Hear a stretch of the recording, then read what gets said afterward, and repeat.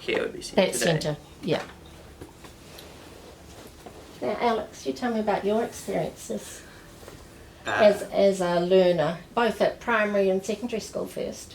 So when I was in primary school, I wasn't diagnosed with dyslexia, even though my mother is a primary school teacher. She didn't have any training though, and kind of to your point, I don't think she was really trained to even look for dyslexia, or if someone was really struggling, there were tools in place to help them learn. And I went to number works when I was in primary school, and a whole array of like not extracurricular, but outside of school learning.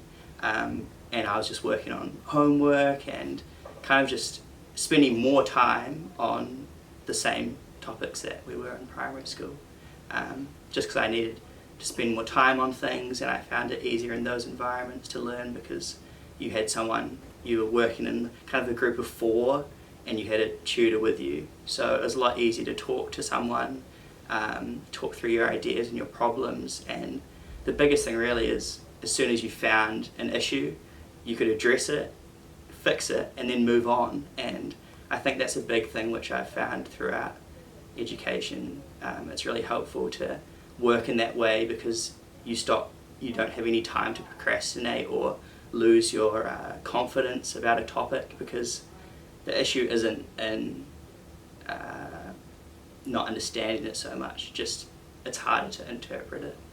And then when I went to high school, I got diagnosed for dyslexia in year 10, and that was a similar thing. So I'd been going to a place like this in my high school where I could spend more time on my English work and do exam preparation and stuff like that, because I found them difficult.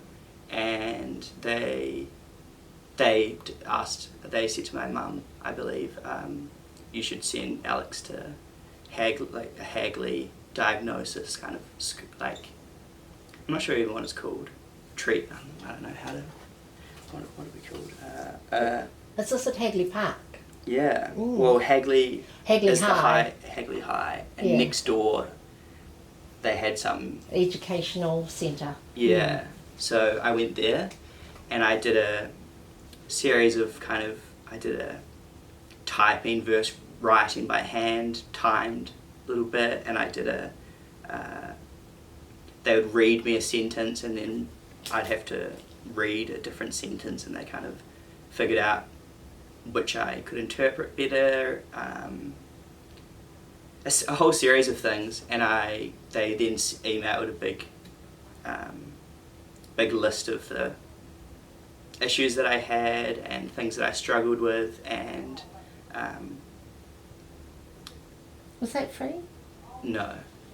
And I think the reason why I spoke to you about that last time, but I think a big part of the reason where I was even diagnosed in the first place is that I was at a private high school, so it was a lot less students, and they had, not free but inclusive extracurricular stuff. So when I was in primary school, it wasn't private, and I had to go outside of school to get the extra support, and that was obviously paid, it was cost more.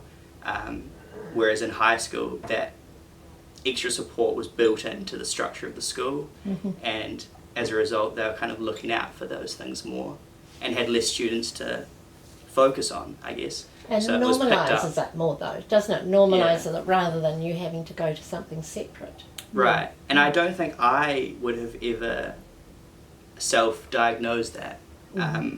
I loved reading, I always really enjoyed it. It did take me a long time. I would get if I wasn't really focusing, I'd read a page and then be like, oh, I actually have missed all that information, and just little things like that. But I wasn't aware of dyslexia as a thing. I didn't even know what it was, and I definitely didn't think I had it. And when I got that response back, even though I had been always getting support for my reading and just English subjects, I was very amazed and kind of quite sad and a big emotion of things because it was new information for me. But since then, through the rest of because that was in year 10, so I had 3 more years of high school. Knowing that and starting to learn strategies and combating it, and having, mainly in exams were always my hardest thing, because there's a lot more pressure. It's also very time restrictive, so internals you can spend as much time as you want, whereas in an exam it's very restrictive and you have to do a lot of reading and a lot of writing, and everything that I struggle with you have to do it all in one and in less time. So I got a lot of support in that. I've had an array of things. I've had computers, I've worked in my own room, I have had someone read to me, I've had someone write for me.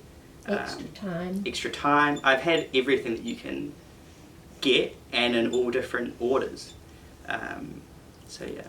Fantastic. Yeah. And it has definitely been helpful for my learning. And since those initial emotions have since gone. You're accepting. They've just shifted. Yeah. And I've realised that it's actually great to be diagnosed with these things, because from that point onwards you can be aware of it and you can combat it and you can talk to people about it. And the other nice side of it, especially doing design and stuff like that, is you can then become part of the conversation more so, and think about ways to design for people with dyslexia or people who just struggle with reading and writing in general. The world's getting more and more diverse, and there's a lot of people in New Zealand who struggle with reading and writing for a whole array of reasons. So it's definitely a positive thing in my life now. Yeah. Because whatever you do in the design field is going to help everyone. Like, it might be the colour of the lettering, or the shape of the lettering, or the font of the lettering. So all of those things just make it better for everybody. 100%, yeah. And studying media design and marketing, it's very interesting, because you realise, oh wow, everyone responds to colours in different ways and fonts in different ways, and there's different readability with shapes and like width and stuff like that. And something which a dyslexic person or someone with reading impairment, if they can read it better, everyone can read it better. Absolutely. So it's kind of beneficial for everyone. Yeah. Good.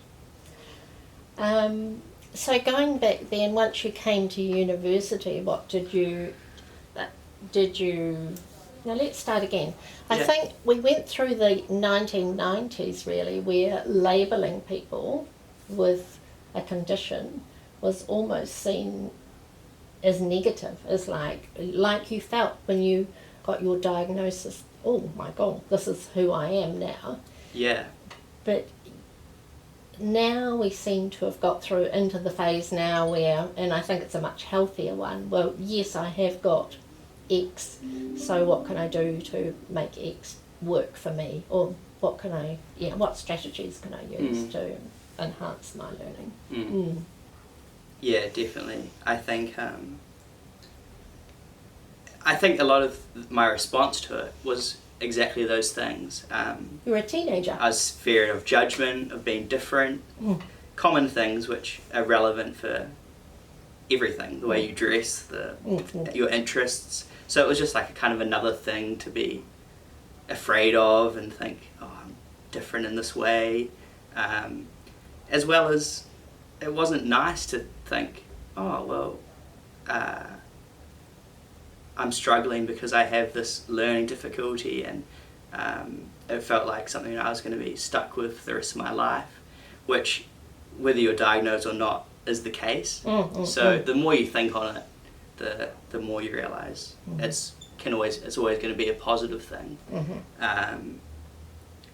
But it makes, both responses are just as valid, and they both make sense. And I totally can understand the fear of getting that answer of you have X, Y, or Z. And part of it probably is, as the public and the workplaces and universities are much more aware of it, then it's much easier for us to stick our hands up and say, actually, yeah, that's right. This is me, and these are what I'm going to need. Yeah. I mean, it's a pretty small ask, isn't it? A bit of extra time and things, or a little bit of help with organising Yeah. something or whatever our condition Yeah. is. Yeah. I do have a lot of my biggest like fear with having dyslexia now is moving into the workplace. Mm-hmm. And a lot of jobs have never interested me, and kind of throughout school as well, a lot of things I just wasn't interested in. And as I've gotten older, I've realised, well, actually, I'm super interested in these things. They were just far too difficult for me in, education and in those environments. And technology is making it a lot easier to learn. I can watch YouTube videos or listen to audiobooks about topics, podcasts. There's a lot of different ways of getting information now. And obviously drawings and videos, and the reason why I've chosen to do design, media design, is quite apparent to me now. A lot of that was because of dyslexia and how that affected my learning really and what I could learn in school. But I'm kind of afraid of like time management is the biggest thing, and if it takes me double the time to do the task of someone else, I'm clearly like just not the best person to hire. So it's about finding other strengths and finding other ways to get your ideas out and get information out. And the lucky thing is there's a whole array of jobs which are in those fields, But it is scary to think about that because they pay you per hour typically, And if you need to spend 2 hours opposed to 1, you're not going to be a very... I think in that case, sure. then you only need to do 2 or 3 really good projects that no one else has come up with, Right. and they're absolutely stunning. Yeah. And they'll go, oh my God, you Yeah. take as long as you like to get that done. It looks fantastic. You'll come up tops with some, something that's really valuable to them. So it might take you a wee bit longer to prove yourself, but once you prove yourself.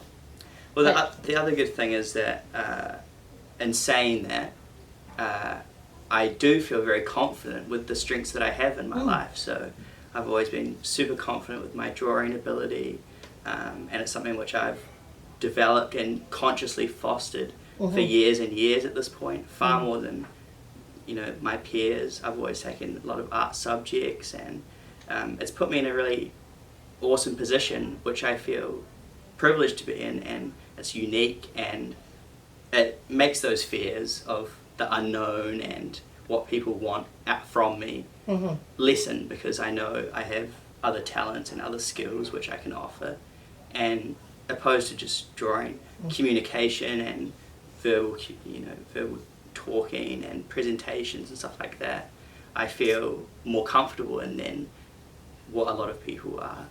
Exactly. So yeah. it's Like you'll win yeah. you'll win an interview. Yeah. You've got fantastic interpersonal skills, and Yeah. when I'm hiring people, if people have got those, it's almost half the job, isn't it? Yeah. So, so it's just about finding your skill. Yeah. But I still think we should communicate with our employer as Right. well. Like, Yeah. we don't just, if we just try and hide anything, it's, no one's going to win in that situation, Right. are they? Yeah. We just have to be open. Sure. I mean, if they're not going to be receptive to anything like that, then we just walk away and go somewhere else. It's Right. not. I don't know. No, or else we try and educate them. Yeah, it's hard. It Yeah. is. It's very difficult to, and I would like to say, no, I am the perfect person to hire. Yeah. But I can understand that in some situations, in some jobs, I'm not that person, and it's not a negative thing because that's for everyone. It's not just specific to me because I have dyslexia. It's a broader thing about finding your skills and finding what you're good at naturally, and not giving up with the things that you struggle with. Work on them too, and don't allow them to push you away from particular things. But You've got a wise head on those young shoulders of yours. yeah, that's hard. Go you. But all workplaces should be supportive. And Yeah. It was just kind of like I don't know. I was just like, here's an that's good. See, I reckon bung that and just about 2 little other bits in between, you'll be done. Yeah, won't you? perfect. Yeah. That was so helpful, Anne. Yeah, Thank you. good.